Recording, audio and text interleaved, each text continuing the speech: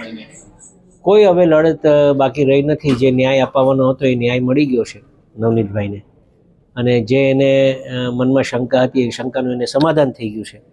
એટલે આપના માધ્યમથી હું મુખ્યમંત્રી સાહેબનો આભાર માનું છું, આદરણીય ડેપ્યુટી સીએમ સાહેબ હર્ષભાઈનો આભાર માનીએ છીએ, અને કોળી સમાજ વતી એક આગેવાન વતી હું સરકારશ્રીનો ખૂબ ખૂબ આભાર માનીએ છીએ કે જે રીતે અપેક્ષા લઈને સમાજ બેઠા હતા એ પ્રમાણે કામ થયું છે.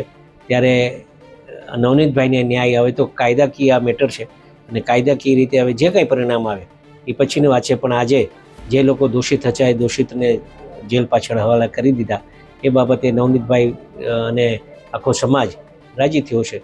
એટલે આવતા દિવસોમાં આ કોઈ સમાજની લડાઈ નહોતી, પણ છતાં પણ ક્યાંક ને ક્યાંક એવું નવનીતભાઈને લાગતું હતું કે એના પર અન્યાય થઈ રહ્યો છે, અને અન્યાયના ધ્યાન ઉપર લઈ અને તપાસના ધ્યાન ઉપર લઈને જે કે પોલીસે પગલાં લીધા છે એ યોગ્ય લીધા હોય એવું લાગે છે.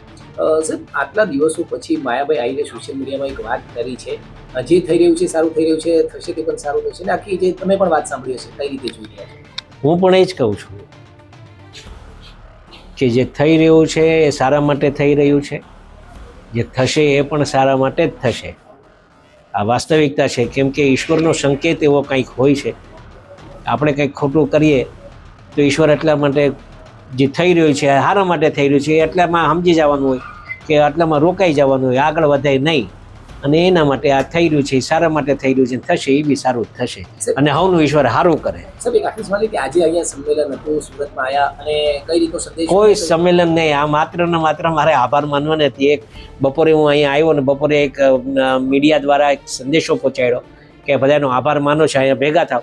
આટલી મોટી સંખ્યા થશે મને પોતાની આઈડિયા નહોતી, પણ હું ફરીથી આપના માધ્યમથી હું 18 વર્ણના લોકોનો અમે આભાર માનીએ છીએ, સોશિયલ મીડિયાના લોકોનો આભાર માનીએ છીએ, ટીવી મીડિયા જે છે એમનો અમે આભાર માનીએ છીએ કે આ લડતમાં અમારા સાથ અને સહકાર આપ્યો એ બદલ આપ સૌને અમે હાથ જોડી અને ખૂબ ખૂબ કોળી સમાજ દ્વારા આપ સૌનો આભાર માનીએ છીએ. Thank you.